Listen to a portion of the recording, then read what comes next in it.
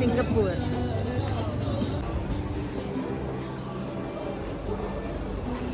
So you can get into the aquarium.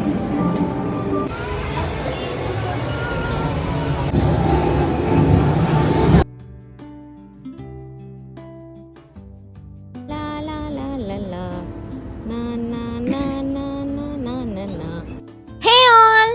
Welcome back to my channel. இன்னைக்கு என்ன பார்க்க போறேன்னா சிங்கப்பூர் vlogோட கண்டினியூஸ் தான் நீங்க பார்க்க போறீங்க. டே 3 and 4 நீங்க இந்த வீடியோல பாப்பீங்க. டே 1 and 2 நான் ஆல்ரெடி அப்லோட் பண்ணிருக்கேன். பார்க்காதவங்க அதை போய் பார்த்துக்கோங்க. இல்ல அப்படின்னா அதோட லிங்க் நான் டிஸ்கிரிப்ஷன்ல கொடுக்குறேன். நீங்க செக் பண்ணிக்கோங்க. டே 3 நாங்க ஃபர்ஸ்ட் எங்க போயிருந்தோம் அப்படின்னா புத்தா டெம்பிள் தான் போயிருந்தோம். இது எங்க லொகேட் ஆயிருக்கு அப்படின்னா சைனா டவுன்ல தான் இருக்கு. இந்த டெம்பிள் உண்மையாலுமே அவ்வளோ அழகான டெம்பிள் இது. புத்தா டெம்பிள்னாலே உங்களுக்கு தெரியும். ரொம்ப அமைதியான டெம்பிள் இது. உங்களுக்கு உள்ள போகும்போதே அதோட ஃபீலிங் ரொம்ப வித்தியாசமா இருந்துச்சு. உள்ள இந்த டெம்பிள்குள்ள இருக்க ஆர்கிடெக்சர் எல்லாமே பார்க்கிறதுக்கு அவ்வளோ பியூட்டிஃபுல்லா செஞ்சு வச்சிருந்தாங்க. கம்ப்ளீட்லி அந்த புத்தா கல்ச்சர் அத்தனையுமே இந்த ஒரு டெம்பிள்குள்ள அவங்க வச்சிருந்தாங்க.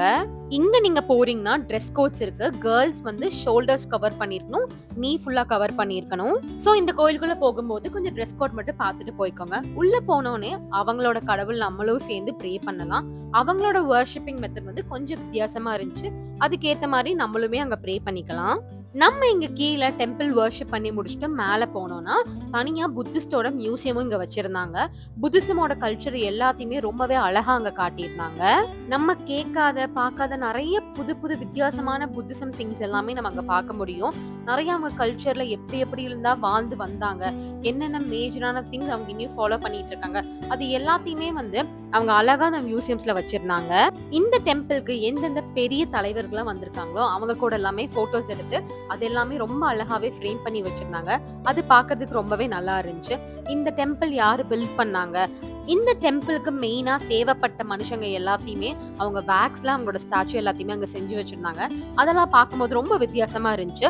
இந்த கோயிலுக்கு வெளியிலே ஊதுபத்தி இருக்கும். நம்மளும் அதை ஏத்தி வச்சு நமக்கு ஏதாவது விஷ் இருக்கு அப்படின்னு நம்ம ப்ரே பண்ணி இங்க வச்சோம் அப்படின்னா கண்டிப்பா நடக்கும்னு சொன்னாங்க. சோ நான் எனக்கு தேவையான விஷயம் எல்லாத்தையுமே நாங்க ப்ரே பண்ணி வச்சோம். அதே மாதிரி இன்னொரு சைடு என்ன இருந்துச்சு அப்படின்னா ஒரு சின்ன சிலையாட்டம் இருந்துச்சு.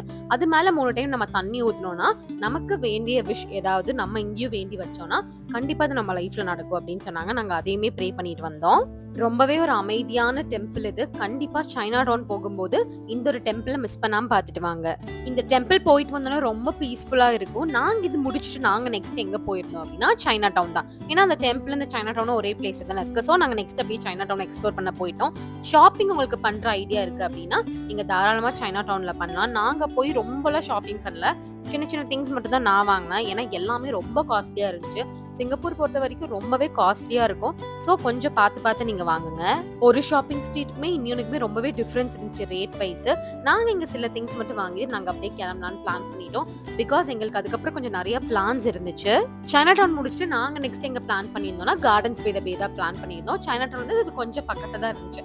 எல்லா பக்கமே நமக்கு கேப் ஃபெசிலிட்டி இருக்கு. சோ நீங்க எங்க போறதுனாலுமே கேப் நீங்க தாராளமா எடுத்துட்டு போலாம்.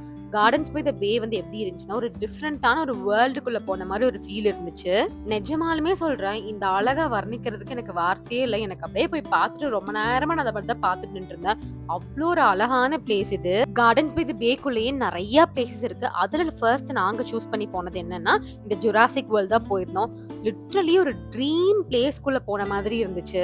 நம்மளால லைஃப்ல நீ பார்க்க முடியாத டைனோசர் அத்தனையுமே அவ்வளோ அழகா செஞ்சு வச்சிருந்தாங்க. அது ஒன்னொன்னு பார்க்கும்போது ஓ இப்படிதான் டைனோசர் இருந்திருக்குமா அப்படின்றதெல்லாம் நமக்கு அவ்வளோ ஒரு இமேஜினரி லெவலுக்கு கொண்டு போயிடும். ரொம்பவே ஒரு பியூட்டிஃபுல்லான பிளேஸ் இது. எனக்கெல்லாம் ரொம்ப எக்ஸைட்டிங்கா இருந்துச்சு. உள்ள போய் என்னென்னலாம் இருக்கும், டைனோசர்ஸ் எப்படியெல்லாம் இருக்கும், சின்ன டைனோசர்ல இருந்து பெரிய டைனோசர் வரைக்கும் எல்லாமே வச்சிருந்தாங்க. ரொம்பவே ரியலிஸ்டிக்கா வச்சிருந்தாங்க. அதுதான் மெயின் திங். அந்த ஜுராசிக் வேர்ல்டுக்குள்ள போனா என்னெல்லாம் இருக்கும் அது எல்லாத்தையுமே இங்க அவ்வளோ சூப்பரா வச்சிருந்தாங்க.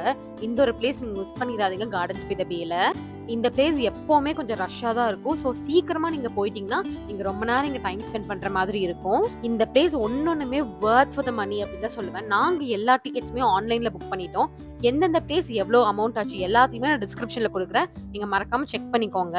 மேபி ரேட்ஸ் டிஃபர் ஆகலாம். சீசன் வைஸ் ரேட் எப்படி வேணாலும் டிஃபர் ஆகலாம். நான் போன டைம்ல என்ன அமௌண்ட்ல நான் போனேன் அப்படின்றத நான் கீழே டிஸ்கிரிப்ஷன்ல கொடுக்குறேன். நீங்க செக் பண்ணிக்கோங்க. குழந்தைங்களா நீங்க இந்த பிளேஸ் கூட்டு போனீங்கன்னா கண்டிப்பா வெளில வரவே மாட்டாங்க. டைனோசரோட விளையாடணும், போட்டோ எடுக்கணும் இதே தாட்ல இருப்பாங்க. ஏன்னா என்னோட வயசுக்கே எனக்கு அப்படிதான் இருந்துச்சு. நான் அவ்வளோ வீடியோஸ் அவ்வளோ போட்டோஸ் அது கூட போய் நான் எடுத்துட்டு இருந்தேன். அதுக்குள்ளே ஒரு ரெயின் ஃபாரஸ்ட் தீம்ல எல்லாம் சில பிளேசஸ் வச்சிருந்தாங்க. அது பார்க்க ரொம்ப ரியலிஸ்டிக்கா இருந்துச்சு. அதுக்குள்ள நம்ம போகும்போதே எப்படியோ ஒரு ஃபாரஸ்ட் குள்ள நம்ம போற மாதிரியே இருக்கும். ரொம்பவே ஒரு அழகான பிளேஸ் அது. வித்தியாசமா அழகழகா நிறைய ஃபிளார்ஸ் அங்க இருந்துச்சு. போட்டோ ஷூட்ஸ்க்கு நிறைய ஸ்பாட்ஸ் அங்க இருந்துச்சு. நீங்க தாராளமா அங்க டைம் ஸ்பெண்ட் பண்ணி நிறைய போட்டோஸ் நீங்க எடுத்துட்டு வரலாம். அது மட்டும் இல்லாம நீங்க சிங்கப்பூர் போறீங்க அப்படின்னாலே ஃபர்ஸ்ட் திங் ஷூ போட்டுக்கோங்க. ஏன்னா சிங்கப்பூர்ல நீங்க நிறைய நடக்கணும். ஒரு பிளேஸ்ல இருந்து இன்னொரு பிளேஸ்க்கு நீங்க ரொம்ப தூரம் நடக்கணும். ஸோ ஷூ மட்டும் போட்டு வாங்க. அது முடிச்சுட்டு நாங்க ஈவினிங் டைம் வந்து ஷோக்கு உட்காந்துட்டோம். இது ஒரு லைட் ஷோ. இது கார்டன்ஸ் பை த பேல நடக்கும். இது ஈவினிங் 7:45க்கு ஒரு ஷோவுமே 8:45க்கு ஒரு ஷோ நடக்கும். ஒரு 10 to 15 மினிட்ஸ் இந்த ஷோ இருக்கும். மிஸ் பண்ணாம இந்த ஷோ பார்த்துட்டு வாங்க. நான் அதோட வீடியோஸ் நான் அட்டாச் பண்றேன். நீங்க பாருங்க. அது பார்க்க எவ்வளவு அழகா இருக்குன்றத நீங்களும் பாருங்க. நிஜமா சொல்றேன், இதெல்லாமே ஒரு லைஃப் டைம் எக்ஸ்பீரியன்ஸா எனக்கு இருந்துச்சு. அவ்வளோ சூப்பரா இருந்துச்சு இந்த லைட் ஷோ. இதை நீங்க மிஸ்ஸே பண்ணாதீங்க. அந்த டைமிங்க்கு ஏத்த மாதிரி நீங்க கரெக்டா போயிருங்க. ரொம்ப ரஷ் ஆயிரும். ஸோ கொஞ்சம் முன்னாடியே போய் உட்காந்துக்கோங்க. அப்போதான் நம்ம எல்லாத்தையுமே கவர் பண்ணி அழகா போட்டோஸ் அண்ட் வீடியோஸ் எடுக்க முடியும். நம்மனாலையுமே நின்னு பார்க்க முடியும். இது கம்ப்ளீட்லி ஃப்ரீ ஷோ தான். இதுக்கு எதுவும் பே பண்ணணும்ல அவசியம் கிடையாது. நீங்க ஜுராசிக் வேர்ல்ட் போகாம இல்ல அங்க இருக்க வேற ஏதாவது பிளேஸ் போகாம இதுக்கு மட்டும் போகணும் அப்படின்னா கார்டன்ஸ் பை த பே இந்த ஷோ உங்களுக்கு கம்ப்ளீட்டா ஃப்ரீ ஷோ தான். இந்த ஷோ கண்டிப்பா நீங்க சிங்கப்பூர் போனா பாத்துட்டு வாங்க. இந்த ஷோவை மிஸ் பண்ணிடாதீங்க. அந்த ஒரு டயலாக் இருக்குல்ல, மிஸ் பண்ணிடாதீங்க அப்புறம் வருத்தப்படுவீங்க. அதே மாதிரி தான் இந்த ஷோவை மட்டும் மிஸ்ஸே பண்ணாம பாத்துட்டு வாங்க. அதுக்கப்புறம் ஒரு லைட்னிங் எஃபெக்ட்ஸ் இருப்பாங்க. அதை பார்க்க எப்படி இருக்கும்னா நம்ம ஏதோ ஒரு வேற்று உலகத்துல வாழ்ற மாதிரி இருக்கும். அதுவுமே மிஸ் பண்ணாம பாத்துட்டு வாங்க. எங்களுக்கு அன்னைக்கு அதோட டே 3 முடிஞ்சு. டே 4 நெக்ஸ்ட் டே ஏர்லி மார்னிங் நாங்க ஃபர்ஸ்ட் பிளான் பண்ணி போன பிளேஸ் எது அப்படின்னா சென்டோசா ஐலாண்ட் தான் நாங்க போயிருந்தோம். அங்க போய் ஃபர்ஸ்ட் நாங்க போனது எங்க அப்படின்னா கேபிள் கார் தான். கண்டிப்பா இந்த கேபிள் கார் ரைட மிஸ் பண்ணிடாதீங்க. நிஜமா சொல்றேன், இதெல்லாமே ஒரு லைஃப் டைம் எக்ஸ்பீரியன்ஸ் தான் உங்களுக்கு. இது எதுவுமே வந்து நம்ம பெருசா எங்கேயுமே எக்ஸ்ப்ளோர் பண்ண முடியாத சில விஷயங்கள்ல இதுவுமே ஒண்ணு. அவ்வளோ பெரிய லாங்கான கேபிள் காரு. இதுல ஃபர்ஸ்ட் ஏறி உட்கார்ந்து போகும்போது பயமா இருக்கும். ஆனா அவ்வளோ மேல இருந்து நீங்க சுத்தி பார்க்கும்போது அவ்வளோ அழகா இருக்கும். நீங்க மொத்த சிங்கப்பூரையுமே பாக்குற மாதிரி இருக்கும். கண்டிப்பா இதை மிஸ் பண்ணாம போயிட்டு வாங்க. என்னடா இவ்வளோ ஹைப் கொடுக்குற அப்படின்னு கிடையாது. நான் ஏன் இவ்வளோ ஹைப் கொடுக்குறேன் அப்படின்னா அவ்வளோ தூரம் போயிட்டு இந்த மாதிரி விஷயங்கள்லாம் நீங்க மிஸ் பண்ணிடவே கூடாது. ஏன்னா இதெல்லாம் நீங்க வெளியூர் போனா மட்டும் தான் இதெல்லாம் எக்ஸ்பீரியன்ஸ் பண்ண முடியும். அதுக்காண்டி தான் நான் இவ்வளோ ஹைப் கொடுத்துட்டு இருக்கேன். நான் சொல்றதை விட இதை நீங்க ஒன்ஸ் எக்ஸ்பீரியன்ஸ் பண்ணி பாத்தீங்க அப்படின்னா உங்களுக்கு கண்டிப்பா தெரியும் இது எவ்வளவு ஒரு வர்த்தான ஒரு எக்ஸ்பீரியன்ஸ் அப்படின்னு. என்னோட எக்ஸைட்மெண்ட் என்னோட ஃபேஸ்லயே உங்களால பார்க்க முடியும். அவ்வளோ சூப்பரா இருந்துச்சு இந்த ரைடு. இது முடிச்சுட்டு நாங்க நெக்ஸ்ட் எங்க போயிருந்தோம்னா ஸ்கை ரைட் போர்டிங். இதுக்கு தான் நாங்க போயிருந்தோம். நானும் என்னோட ஹஸ்பண்ட் 2 பேர் மட்டும் தான் போயிருந்தோம். பட் இதுவுமே ஒரு சூப்பரான எக்ஸ்பீரியன்ஸ். ஃபர்ஸ்ட் வந்து கேபிள் காராச்சும் நமக்கு ஃபுல்லாமே கவர் ஆயிருக்கும். கொஞ்சம் சேஃப்டியா இருக்கும். பயம்ல எதுவுமே கிடையாது. ஆனா இதுல போகும்போது ஜஸ்ட் நமக்கு முன்னாடி ஒரு கம்பி மட்டும் தான் இருக்கும். அதை புடிச்சிட்டு நம்ம இது மேல போவோம். இது ரொம்பவே பயமா இருக்கும். எனக்கு பெருசா பயம் இல்லை. என் ஹஸ்பண்ட் ரொம்பவே பயந்துட்டாரு. இது குழந்தைங்களா வச்சிருக்கீங்கன்னா கொஞ்சம் சேஃப்டியா போங்க. ஆனா இதுவுமே மிஸ் பண்ண கூடாத ஒரு ரைடு. சிங்கப்பூர் பொறுத்த வரைக்கும் எந்த பிளேசஸ் போறீங்கனாலுமே காலையில சீக்கிரமா போயிட்டீங்கன்னா எல்லா ரைட்ஸுமே உங்களால ஃப்ரீயா எக்ஸ்ப்ளோர் பண்ண முடியும். நாங்க அவ்வளோ சீக்கிரம் போய் எங்களுக்கு டிக்கெட்ஸ் கிடைக்கவே ஒரு 15 to 20 மினிட்ஸ் ஆச்சு. ஸோ சீக்கிரமா போனீங்கன்னா எல்லா ரைட்ஸுமே நீங்களும் நல்லா என்ஜாய் பண்ணிட்டு வரலாம். அது முடிச்சுட்டு நாங்க நெக்ஸ்ட் எங்க போயிருந்தோம் அப்படின்னா அதே சென்டோசா ஐலாண்ட்ல இருக்கிற பீச்சுக்கு தான் நாங்க போயிருந்தோம். ஆல்ரெடி சிங்கப்பூர் வந்து பயங்கர ஒரு ஹீட்டான ஒரு கண்ட்ரி. அதுல பீச் போகும்போது ரொம்பவே ஹீட்டா இருந்துச்சு. ஆனா பீச் ரொம்ப நல்லா இருந்துச்சு. நம்ம நல்லா போய் ரிலாக்ஸ்டா நல்லா ஜாலியா ஃபேமிலி அண்ட் ஃப்ரெண்ட்ஸ் கூட போறீங்க அப்படின்னா நல்லா எக்ஸ்ப்ளோர் பண்ணிட்டு வரலாம். நாங்க போன டைம்ல பெருசா பீச்ல எந்த கூட்டமே இல்ல. சோ நாங்க நல்லாவே ஜாலியா என்ஜாய் பண்ணிட்டு வந்தோம்.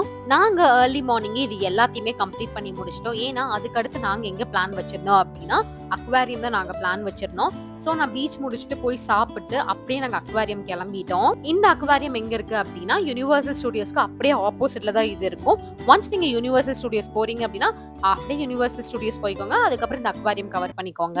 எங்களுக்கு அன்னைக்கு யுனிவர்சல் ஸ்டுடியோஸ் மட்டும் தான் நாங்க வச்சிருக்கனால ஃபுல் டே அங்க ஸ்பெண்ட் பண்ணிட்டு இன்னொரு நாள் அக்வாரியம் போய்க்கலாம் தான் நாங்க இன்னைக்கு நாங்க வந்து அக்வாரியம் வந்திருந்தோம்.